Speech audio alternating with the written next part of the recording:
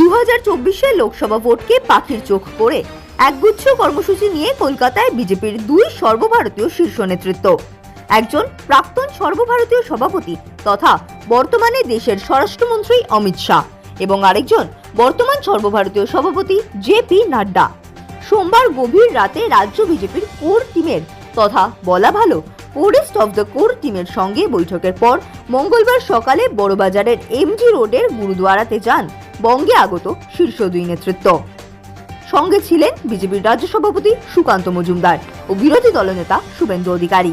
সেখানে প্রার্থনার পর সেখান থেকে তাঁরা যান কালীঘাটে মায়ের মন্দিরে পুজো দিতে। কালীঘাট মন্দিরে পুজো দিয়ে সেখান থেকে মধ্যাহ্ন ভোজের জন্য নিউ টাউনের একটি হোটেলে যান। এরপর তাঁরা যান ন্যাশনাল লাইব্রেরিতে এবং সেখানে বিজেপির সোশ্যাল মিডিয়া সেলের সঙ্গে বৈঠক করেন। এরপর তাঁরা সেখান থেকে আবার ওই হোটেলে ফিরে আসেন এবং রাজ্য বিজেপির কোর টিমের সঙ্গে বৈঠক করেন। এরপর রাতেই তাদের দিল্লি ফিরে যাওয়ার কথা। বিজেপির দুই সর্বভারতীয় শীর্ষ নেতৃত্বের রাজ্যে এসে আগামী লোকসভা নির্বাচনের জন্য নতুন পোরেস্ট অফ দ্য কোর টিমের সঙ্গে এই গোপন বৈঠককে অত্যন্ত তাৎপর্যপূর্ণ বলে মনে করছে রাজনৈতিক মহল। কলকাতা থেকে সঞ্জয় সাহার রিপোর্ট, নিউজ প্রাইম।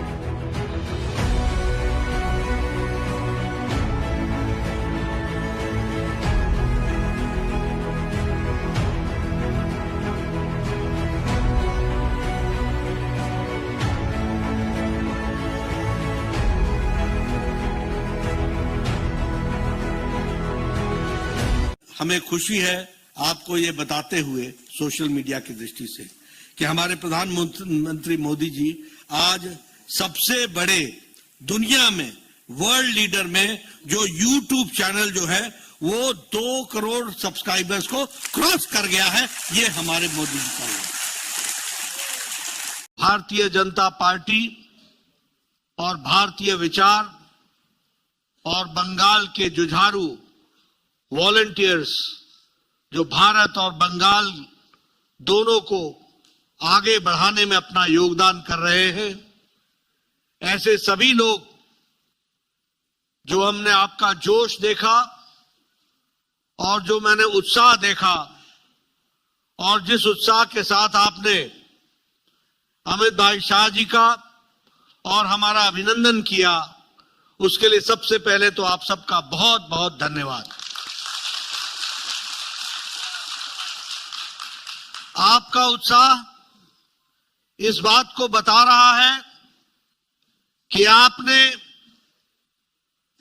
पहले 2024 में फिर से मोदी जी की सरकार केंद्र में लाने के लिए आपने अपना मन तो बनाया ही है, लेकिन साथ ही साथ अगली विधानसभा में आपने यहां की सरकार को उखाड़ फेंक करके भारतीय जनता पार्टी को लाने का तय किया है।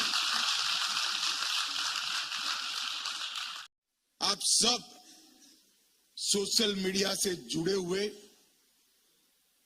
युवा कार्यकर्ता हैं। पूरे देश भर में सोशल मीडिया का चुनाव में बहुत बड़ा महत्व है। दुनिया में तो कई सारे चुनाव सोशल मीडिया से ही लड़े जाते हैं। भारत में भी सोशल मीडिया का बहुत बड़ा प्रभाव है, परंतु आज मैं ऐसे प्रदेश में हूं, पश्चिम बंगाल में हूं, जहां पर भारतीय जनता पार्टी का चुनाव जीतने का एकमात्र आधार सोशल मीडिया है। क्योंकि यहां पर प्रिंट मीडिया और टेली मीडिया दीदी के भय से, इनके पैसों के कारण भारतीय जनता पार्टी की बात पहुंचाते ही नहीं है। मगर आज मैं आप सभी को कहने आया हूं, अगर आप लोग ठान लो तो किसी भी चैनल, किसी भी अखबार से बड़ा सर्कुलेशन भाइयों बहनों युवाओं आपका हो सकता है, किसी का इतना कैपेसिटी नहीं है। अगर इस सभागार में बैठे हुए सभी सोशल मीडिया वॉलंटियर्स ये ठान ले कि दीदी को जो करना है वो करे, बंगाल के हर वोटर के घर में भारतीय जनता पार्टी का निशान, कमल निशान जाएगा और मोदी जी फिर से एक बार का नारा जाएगा, तो आपको कोई नहीं रोक सकता। इसलिए अगर आज मैं आपको कहने आया हूं कि 24 और 26 के चुनाव की जीत की नींव डालने का काम भारतीय जनता पार्टी के एक एक कार्यकर्ता का है, परंतु सबसे ज्यादा जिम्मेदारी अगर किसी की है तो मेरे सोशल मीडिया वॉलंटियर्स की है, साइबर योद्धाओं की है, आप लोगों की। मित्रों, हम सब भारतीय जनता पार्टी के कार्यकर्ता हैं।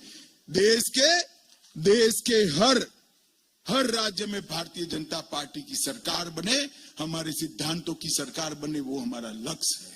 मगर बंगाल उसमें सबसे ज्यादा महत्वपूर्ण है, क्योंकि पश्चिम बंगाल में भारतीय जनता पार्टी की सरकार बनने का मतलब है घुसपैठ पूर्णतया रुक जाना और घुसपैठ को सील कर देना। पश्चिम बंगाल में भारतीय जनता पार्टी की सरकार बनने का मतलब है गाय की तस्करी रोक देना। पश्चिम बंगाल में भारतीय जनता पार्टी की सरकार बनने का मतलब है शरणार्थी जो आए हैं उनको सीए के माध्यम से नागरिकता दे देना। और दीदी कई बार हमारे शरणार्थी भाइयों को गुमराह कर रही कि सीए होगा नहीं होगा, कानून बनाकर रुक गए। आज मैं आप सबके सामने कहकर जाता हूं, सीए इस देश का कानून है, इसको कोई रोक नहीं सकता, सबको नागरिकता मिलने वाली है। ये हमारी पार्टी का कमिटमेंट है। जो भाई आसपास के राज्यों से प्रताड़ित होकर यहां आए हैं, उनको धर्म परिवर्तन की धमकी देकर भगाया गया है, उनके सम्मान की, उनके मान की, इनकी संपत्ति की, उनके अच्छे जीवन की रक्षा करना हर हिंदुस्तानी का फर्ज है और ये होकर रहेगा। दीदी आप चिंता मत करो। भाइयों और बहनों, ये पश्चिम बंगाल बहुत बड़ी सांस्कृतिक और राष्ट्रीयता की विरासत का वाहक है। हमारे यहां पश्चिम में गोपाल कृष्ण गोखले कहते थे, आज बंगाल जो सोचता है देश 50 साल बाद उस रास्ते पर चलता है। देश का आजादी का इतिहास उठाकर देख दो, आनंद मठ से लेकर खुदीराम बोस तक, अरविंद घोष से लेकर कई सारे सुभाष बाबू तक, कई सारे लोगों ने भारत की आजादी का नेतृत्व, आंदोलन का नेतृत्व करने का काम किया। संगीत हो, कला हो, हर क्षेत्र के अंदर, विज्ञान हो, संशोधन हो, हर क्षेत्र के अंदर बंगाल टॉप पर था। बंगाल के अंदर यही धरती के कारण पूरे भारत को सुजलाम सुफलाम कहा गया। यही धरती के कारण पूरे भारत को सोने की चिड़िया कहा गया। आज वो बंगाल की क्या हालत कर रखी है? कट मनी, सिंडिकेट, घुसपैठ, परिवारवाद, भ्रष्टाचार, और जहां पर रविंद्र संगीत सुनाई पड़ता था वहां बम धमाकों की गूंज सुनाई पड़ती है। बंगाल का दीदी ने पतन करने में कोई कसर नहीं छोड़ी है। जब लाल भाई यहां शासन करते थे, कम्युनिस्ट शासन करते थे, और दीदी ने उनको हराया, देश भर में अच्छा लगा कि अब शायद बंगाल में परिवर्तन आएगा, बंगाल विकास के रास्ते पर चल पड़ेगा।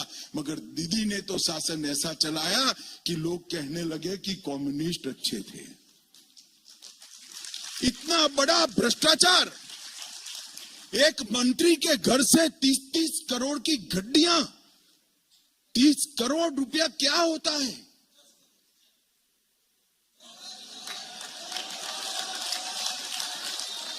मैं सुधार कर लेता हूं, एक मंत्री के घर से 50 करोड़ की नोटों की गड्डियां, और ममता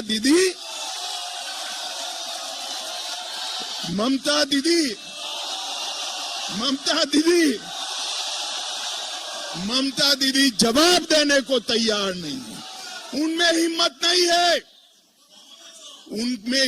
नहीं है कि कॉल से की स्मगलिंग करने वालों को पार्टी से निकाल बांटे। उनमें हिम्मत नहीं है जिन्होंने नौकरी देने में पैसा खाया उनको पार्टी का नोटिस भी थमा दे। वो तो उनको गुरु बताती है, पार्टी का सिपाही बताती है। अब जिस पार्टी के सिपाही करोड़ों का भ्रष्टाचार करते हो, वो पार्टी कभी बंगाल का भला कर सकती है क्या? कई बार टोंट में हमारे यहां सत्यजीत रे की वो मूवी हीरक राजा की चर्चा होती थी। आज तो सत्यजीत दा है नहीं, अगर होते तो टाइटल बनाकर हीरक रानी बनाने का जरूर काम करते। मित्रों, पश्चिम बंगाल की आत्मा पर अत्याचार करने का काम ये ममता दीदी ने किया है। बंगाल का साहित्य, बंगाल का विज्ञान, बंगाल की कला, पश्चिम बंगाल का अध्यात्म, आजादी का आंदोलन, औद्योगिक विकास और कृषि में जो पश्चिम बंगाल पूरे देश का नेतृत्व करता था, आज पिछड़ कर रह गया है।